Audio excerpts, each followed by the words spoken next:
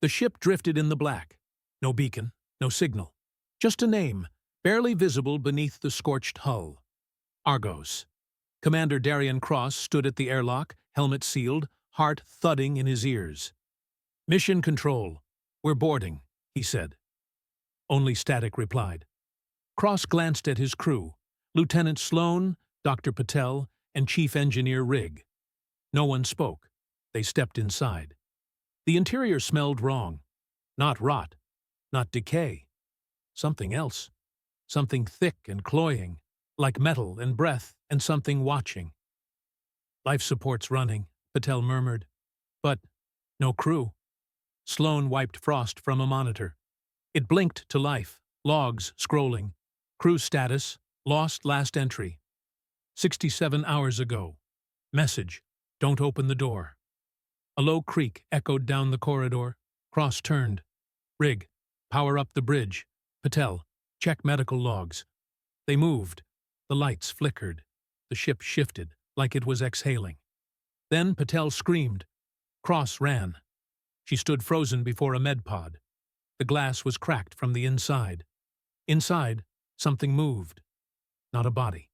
A shadow, writhing beneath the skin of a man. A breath rasped from the pod's speakers. "We let it in!" Then the glass shattered, and the lights went out. The signal arrived at 3:17 galactic time. No source, no pattern. Just a single, droning transmission that looped every 13 seconds. Dr. Evelyn Rains, the communications officer aboard the deep space vessel Argos, stared at the waveform on her screen.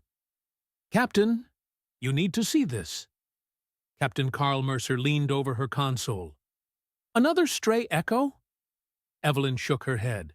"Number, this one's different." She adjusted the audio. The sound that came through the speakers was wrong, a low, guttural vibration that rattled the bones.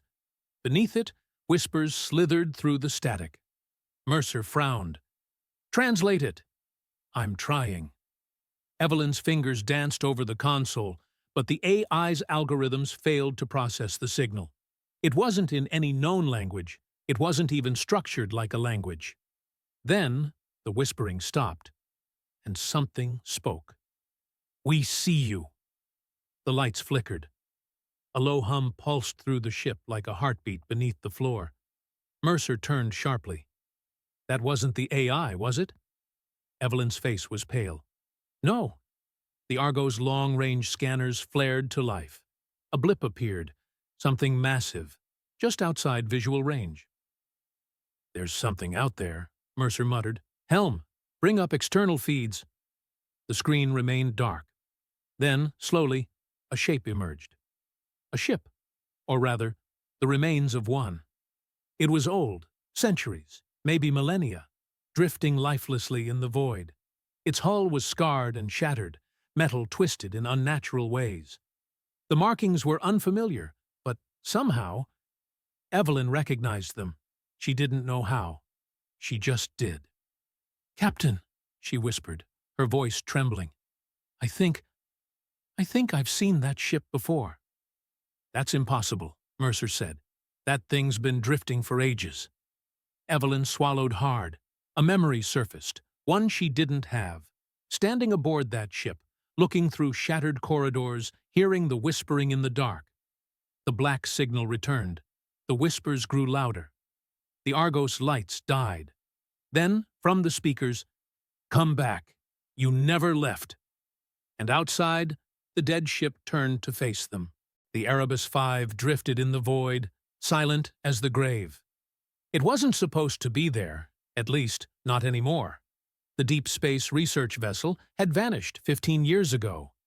Yet, there it was, barely visible against the abyss, its beacon weak, pulsing like a dying heart.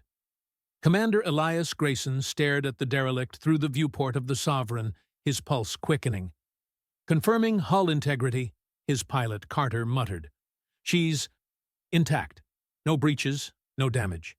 "That's not possible." Elias exhaled. "Suit up."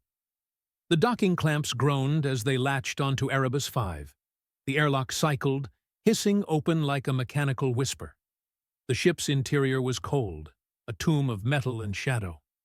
Lights are still running, Carter noted, voice muffled through his helmet. Auxiliary power only. Elias checked his scanner. No signs of life. That wasn't the same as nothing being here. They moved forward, boots echoing against the floor.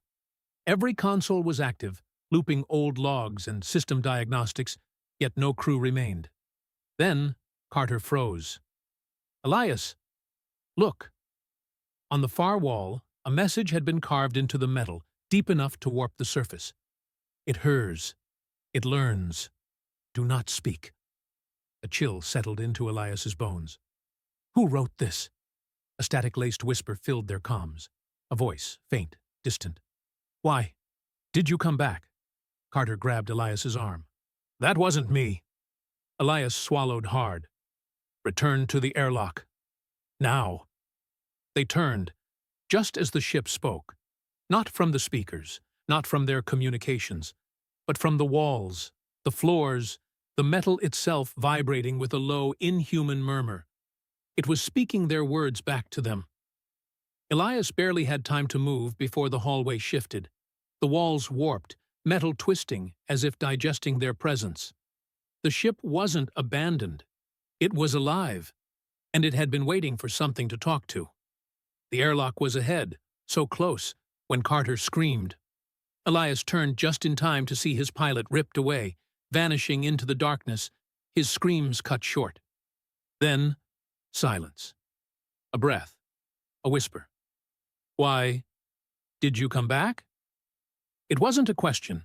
It was hungry, and it had learned his voice. Elias ran.